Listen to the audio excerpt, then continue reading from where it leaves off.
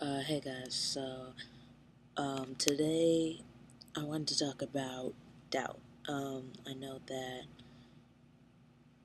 it seems like a lot of people in the community are kind of just like, once they figure it out, it's just like go, go, go. And like, I know for me personally, it's been a pretty, like a really start and stop kind of thing, even though, I know that this is what makes me happy, this is who I am, it still kind of feels like I shouldn't be doing it or whatever. So I was kind of at a low point today, so I thought that I'd share um, kind of what goes through my head and just, show that side of, transition, is the doubting part. So when I first came out to my parents and my ex-girlfriend, I gave them a list of reasons that, I'd discovered or that I believed to be why this journey was meant for me. And I'd kind of try to make myself remember this list and try to think of new ones when I'm feeling low. Recently, I went to church. I went to work with the kids, and I went to the orientation meeting, and they had this list of rules that people who work with the kids should abide by, and if you can't, then sorry. Um, but I didn't end up signing up because of two things that made me kind of uncomfortable. One was they had a rule that you can't cohabitate with members of the opposite gender, and that was kind of weird to me because it's 2010 and people need roommates and people have opposite gendered friends. It's not like we're in harems and men's clubs anymore. And then also, it said something about leading a heterosexual lifestyle, which I'm not gay, but I know some people do consider it a homosexual lifestyle. Also, it's a stupid word, and also just I couldn't get behind something like that. That just, I don't know.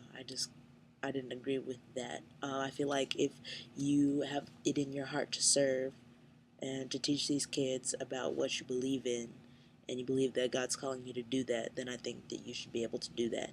And I think that it's wrong to try to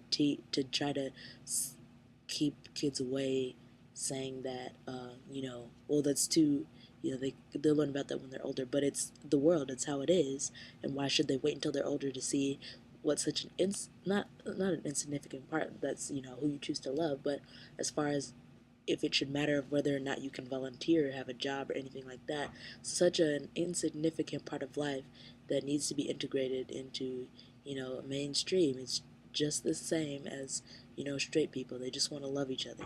So I didn't agree with that, so I didn't join. But I wanted to tell you, um, I just wanted to read off my list of things that I said, and then I want to encourage you also to try to make your own list so that when you maybe run into these doubts, that you can reaffirm yourself. So my list was that at my high school, during my senior year, we got a new position as an administrator of the director of equity and inclusivity, and she was the first person I came out to, and she was just really supportive, and she's also you know um, a, a lot of people, when they find out they're trans or gay or whatever, they completely abandon their religion, and she was still a spiritual person, so I felt like it was a good reflection. um, and also, the school that I was at was a private school, and so as much as I hated it, I actually ended up staying from 6th grade to 12th grade, and that I feel like that allowed me to get into the school I'm at now, UCLA.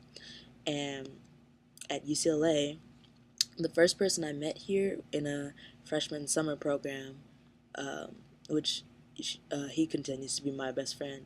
We actually, in this camp, we were both we were two doors down from each other, and we both identified as trans, and we both told each other. I think it's weird that in you know I think there was like a well, how much? There's 25,000 undergrads, so a quarter of that are freshmen, and of those freshmen, so that's what, like 6,000 or something. Of 6,000 people, I was two doors down from another trans guy. Like that's crazy, right?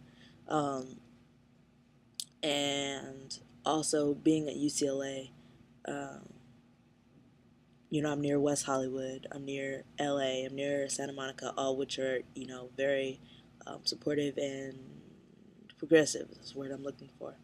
Um, and I've also met some pretty amazing people who have helped me, who are both Christian and non Christian. And actually, one of them, my friend Tani, was actually the one to, show me that, you know, that this wasn't separate from God, that God didn't hate me, and all the other stuff that people were trying to get me to believe.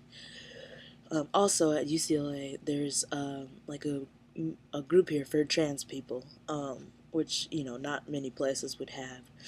And this is actually one of the most LGBT friendly campuses in the United States, which I didn't know because I wasn't anywhere in it before.